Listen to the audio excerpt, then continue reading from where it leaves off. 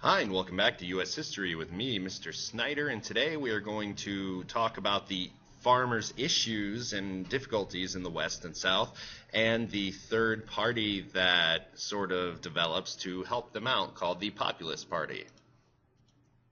We'll talk about just like I said, the economic issues farmers faced in the late 1800s in our learning targets today, the groups that farmers formed to address their problems, and the impact of the Populist Party that was formed, and we'll talk about why the party did not last. So I tried to underline the important stuff here to know about the farming problems. So the main thing is after the Civil War, we've talked about this before, that crop prices plummet. The corn, wheat, and cotton prices all drop for a variety of reasons, but just know that they drop. So in combination with that, at the same time, the prices for farming supplies rose or went up. Farmers have to mortgage their farms to afford these supplies, which means they no longer own their own farms. The farmers blame the banks and the railroads at this point because the banks set interest rates at very, very high levels, and the railroads get to charge whatever rates they want because there's not really an alternative to a railroad to ship their crops in a fast and efficient way. So farmers, they feel deserted by their elected leaders because they only are focused on the business. And usually it used to be that, like Thomas Jefferson, elected leaders came from farming areas, but now they're mostly coming from urban and city areas. So they feel that the farmers supply necessary goods like food, and the bankers and businessmen get rich off of it while they supply nothing. So organizations that started seeking change are the Grange and the Farmers Alliances. The Grange is an organization started by Oliver H. Kelly, who is a farmer and a businessman from Minnesota, and he decides that he's going to educate farmers. He wants to provide education on new farming techniques, and he calls for railroad and grain elevator rate regulation. And a grain elevator is like grain storage. So if you, in a silo, if you grow enough grain, you might rent a storage or a place to put it until you actually need it.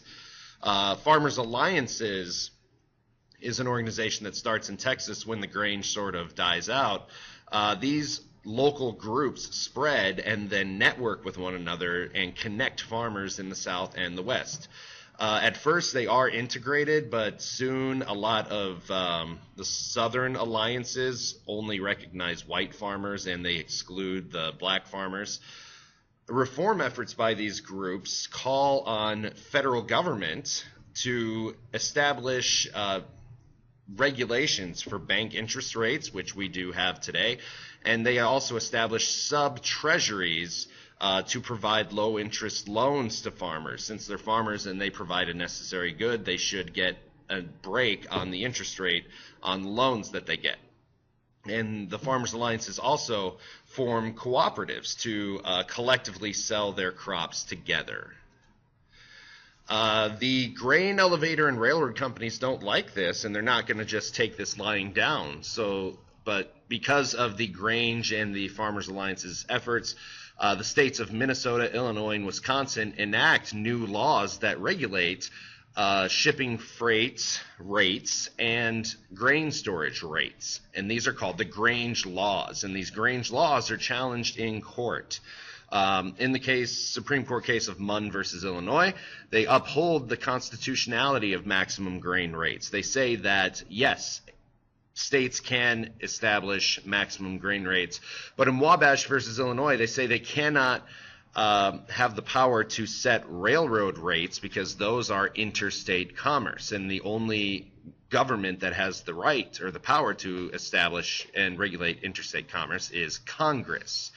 But they then influence Congress to go ahead and establish the Interstate Commerce Commission, which we know oversaw the railroads and interstate commerce. Railroads, they also aren't happy about this. They justify that they can charge whatever they want because they built the darn things, and that was expensive, and that was an investment that they need to see a return on. And they also need to keep their profits high so that they can create more railroads and thus creating more jobs for people. So farmers in the beginning of the 1890s establish a third party alongside the Democrats and Republicans, who they feel have both betrayed farmers, and this was called the Populist Party. And popular just means the party of the people. Their goals are stated at the convention that they have in Omaha, Nebraska, and a platform is written and rewritten by political parties every 4 years at their conventions, and they write theirs in something called the Omaha Platform. And their goals of the Populist Party are the unlimited coinage of silver. We talked about the bimetallic standard versus the gold standard in our last lesson. These are the people who want silver and the bimetallic standard to fight low prices. They want to create inflation, which will then raise prices for their crops. They also want to fight political corruption in governments, local, state, and national. They also want to go as far as to call for government ownership of railroad and telegraph companies to combat the high prices that they charge. And they also want bank regulations to fight economic corruption and to lower the interest rates.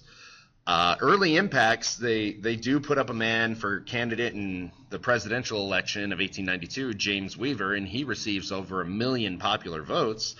Not nearly enough to win, but he is a formidable third-party candidate. They elect state and local officials, and they also send some representatives to become senators and representatives in Congress in Washington, D.C. So they gain some steam in 1892, 1894, and they're ready to make a huge push in 1896. William Jennings Bryan is a populist, and he favors populist proposals. But he is chosen to give a speech at the Democratic National Convention in 1896 called the Cross of Gold speech. And this is so moving. People love this speech. It's one of the most famous in political history, advocating the free, unlimited coinage of silver, that the Democratic Party goes ahead and nominates them for president because they figure, hey, we're going to have the support of the populists and the Democrats for our guy. There's no way he can lose. Bryan then goes and tours the country and speaks directly to the people, which was not typical for the time. So the Democrats and the populists throw their support together and become the party of the rural worker and the farmer. The Republicans, even true to this day, are the party of big business and the urban areas and the people in charge of the monopolies. And they nominate William McKinley, and he will defeat William Jennings Bryan in the election of 1896 and again in the election of 1900. Before we move on, if you guys are familiar with The Wizard of Oz, unfortunately less and less students have seen it the more often I teach this class, and that's a travesty. Please, it's one of the best movies of all time, even though it was made in 1939.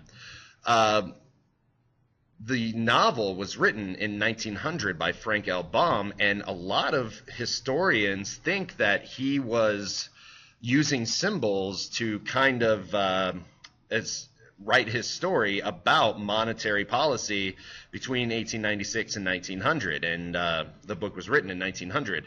Dorothy in the story would represent the everyday American from Kansas or from the Midwest, which was a lot of people at the time. The Scarecrow would represent agricultural workers or farmers who avidly support Dorothy. The Tin Man would be the industrial workers who used to be a wood chopper but was replaced by metal parts and needs oil to run, and oil would be money. The Cowardly Lion represents William Jennings Bryan, and he has a lion's roar because he is a very inspiring speaker. And they called him cowardly for not supporting the U.S. war with Spain, and his goal, along with the others, is to go to Emerald City to be represented. Emerald City representing our nation's capital, Washington, D.C. The ruby slippers were changed to red slippers to represent and show off the new Hollywood Technicolor technology, but actually in the novel they are silver slippers.